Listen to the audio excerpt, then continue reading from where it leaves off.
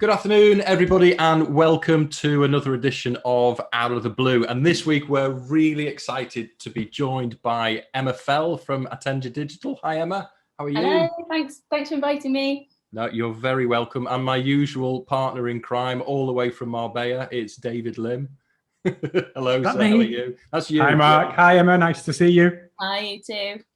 Emma, welcome to Out of the Blue. If you've seen previous episodes where we've had guests on, you'll know that this is a very relaxed conversation, and the idea being that we're trying to pick your brain and get your expertise and help some of our viewers on the topic of this week, which is going to be social media, which is a topic that we get asked about all of the time. So it's great to get you on to chat about it. As you'll also know, because we asked you to send across a school photograph, we always ask our guests to bring along a photograph from their school years, which our wonderful Dean in editing is going to pop up on screen now. And usually, to be honest... that is so cute.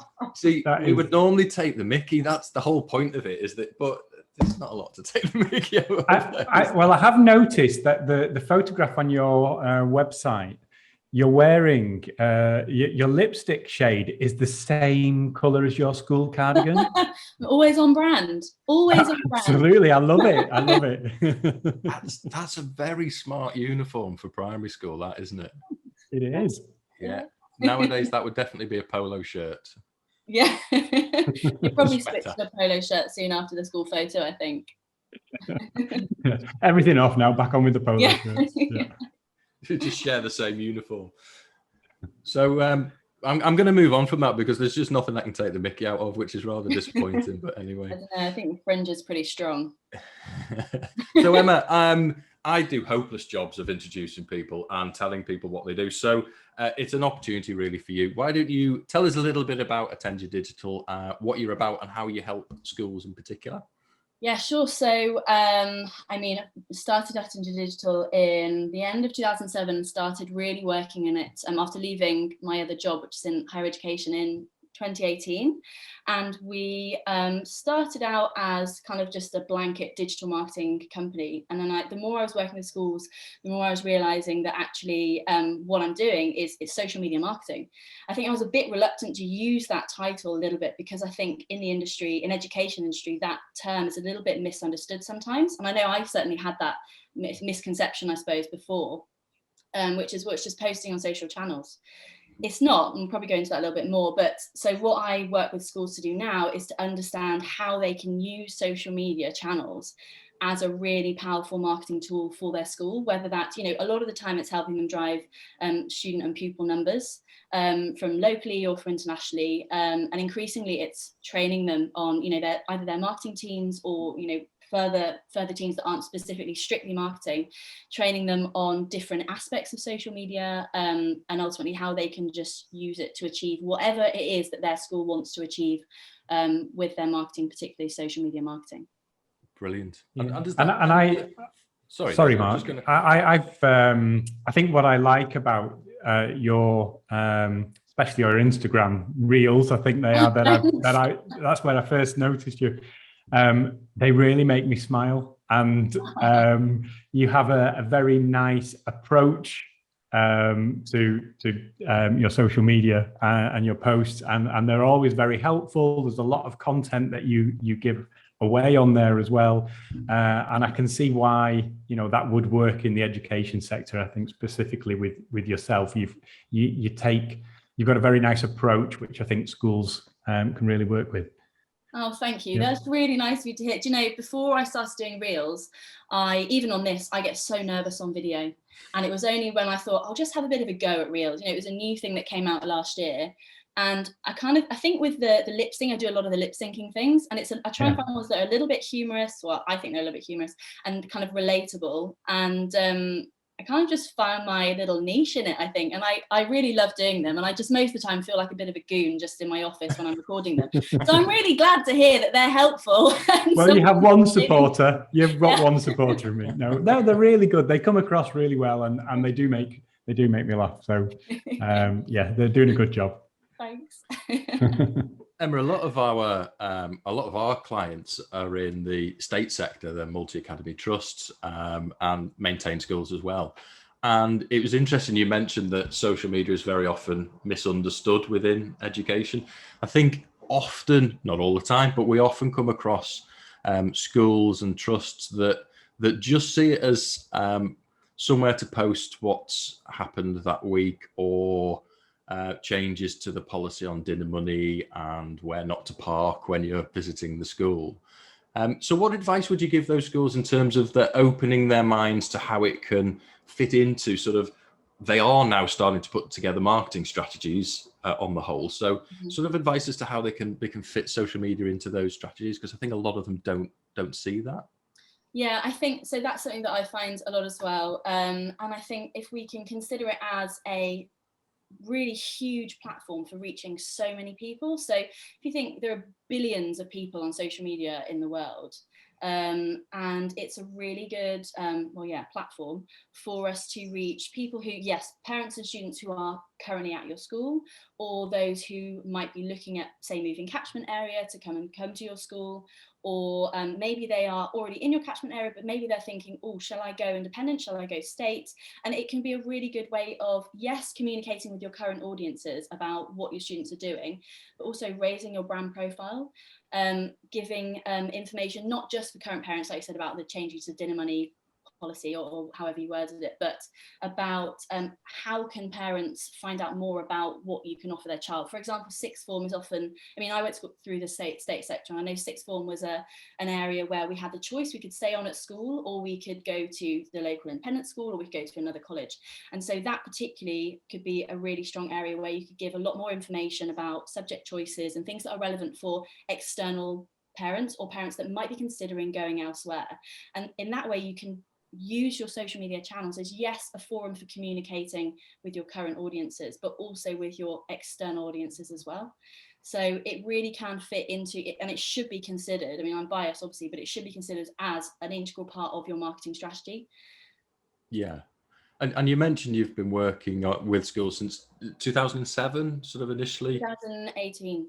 Oh, okay. And have you? We've sort of seen changes in sort of social media over time, and I think as the audience. So we deal with a lot of primary schools, and the audience for a primary school is always changing because those parents become older, and obviously you then move on to parents that grew up with social media.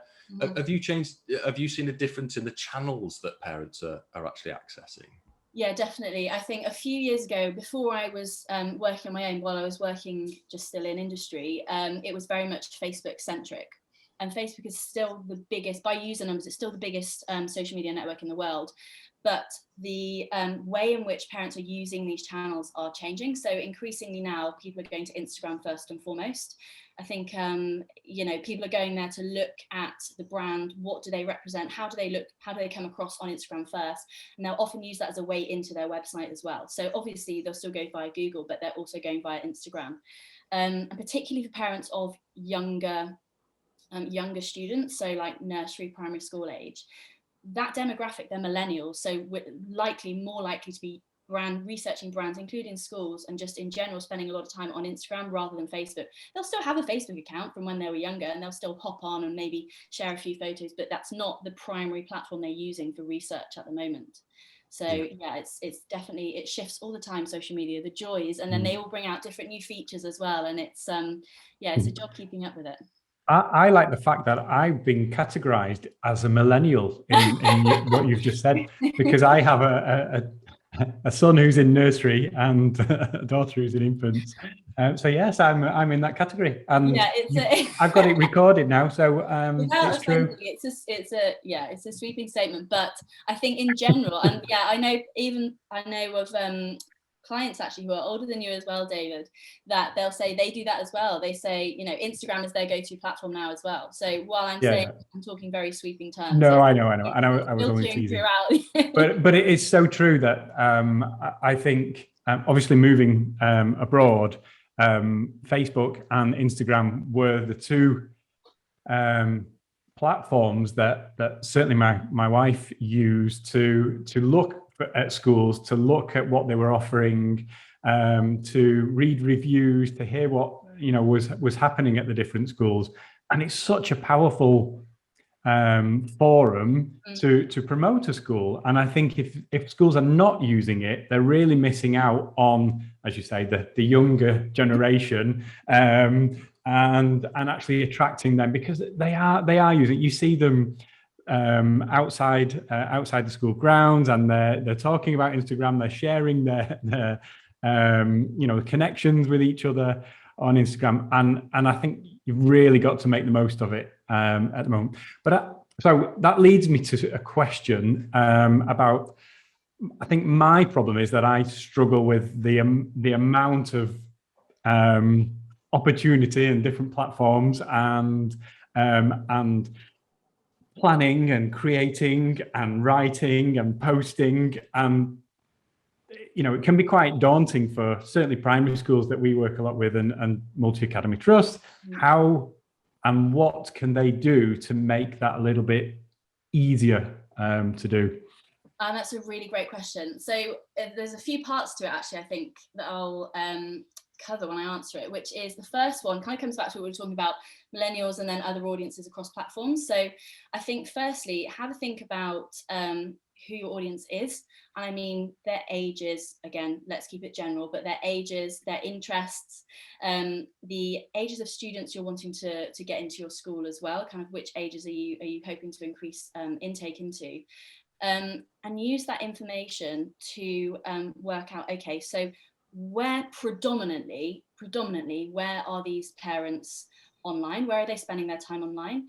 And you can use that information, cross-reference it with information you can find online about, typical age usages and time spent on each platform. And, for other schools as well, if you're looking internationally, then you can work out which social media channels are going to be best worth your time.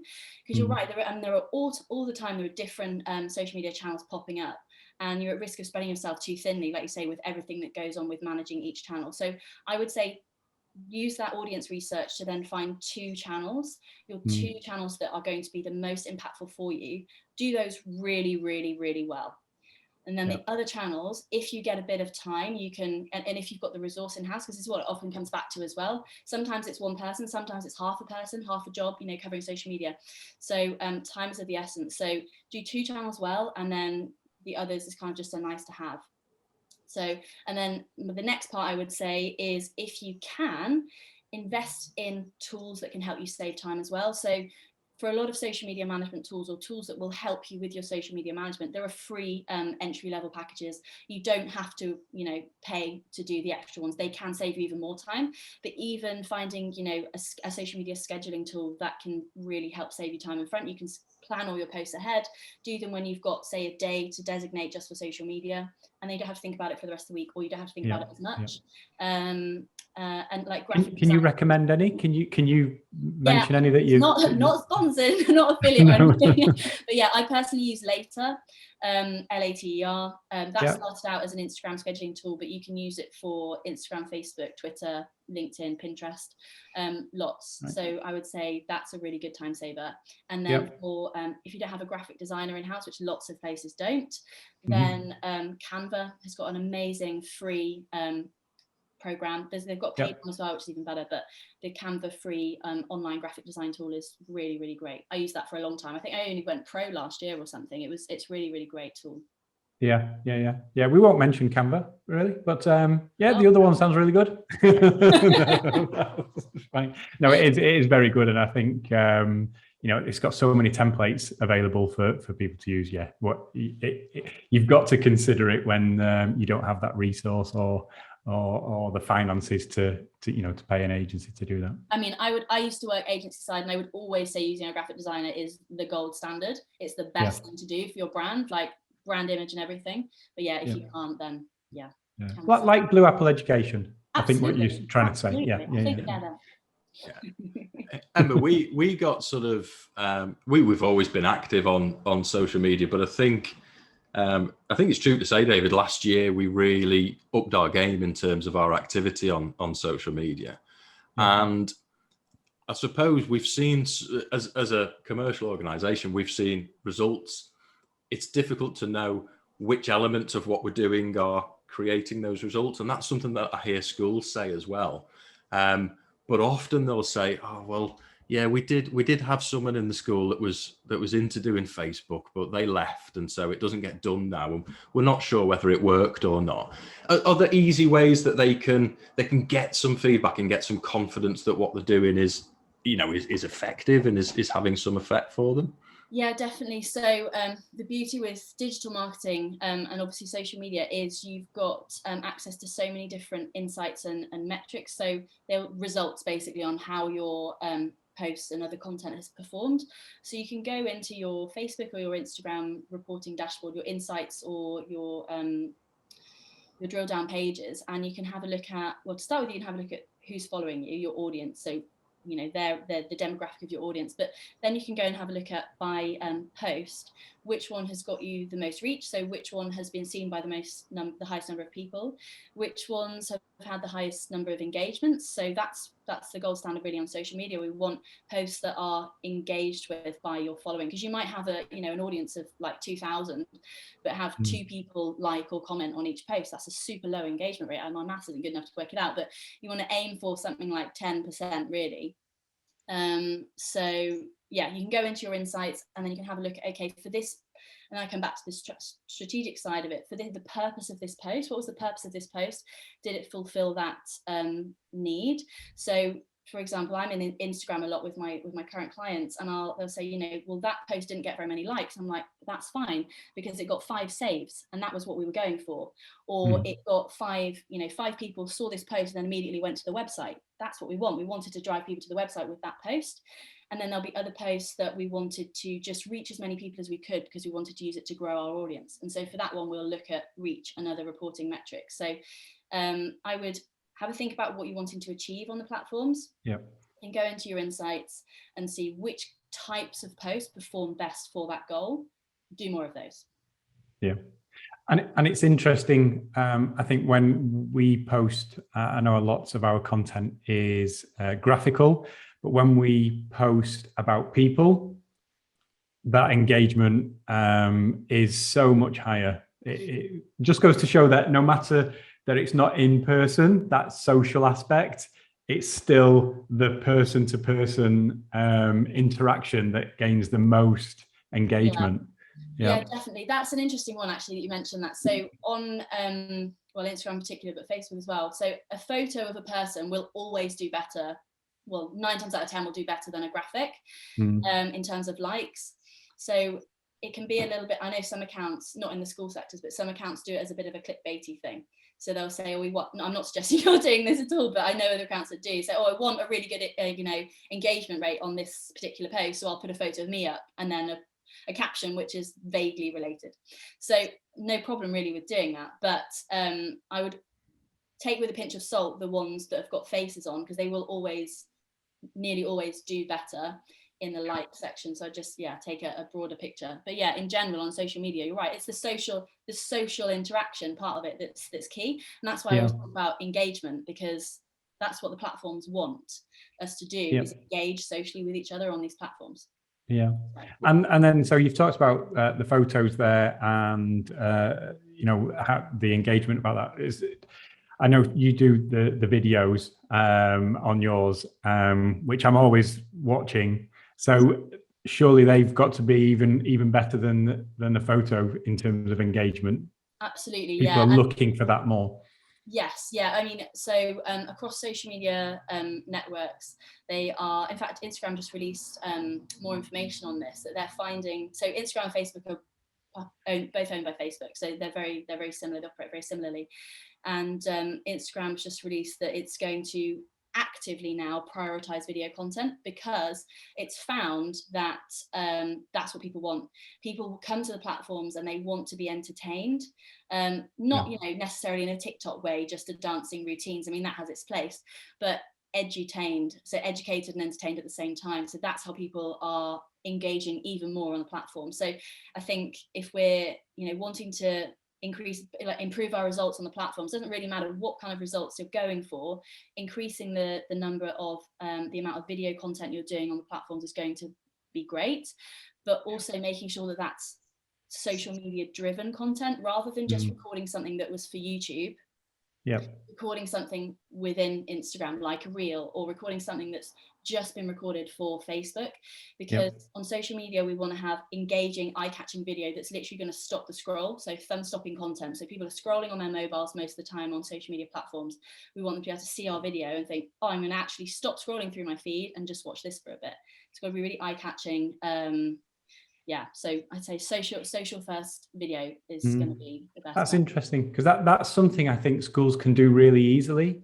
You know, with a phone, somebody who's looking at doing that, and they don't need to spend very long on that, do they? You know, if it is just a part-time, a few hours a week that they get to do that, actually recording video for reels around the school of children doing activities, or a special event, a sports event, or extracurricular activities, they're something that I think myself as a parent would stop and look at if the children are, I don't know, in the woods, and they're doing a little camping, they're learning about fire, or how to make a fire, or the sticks and nature.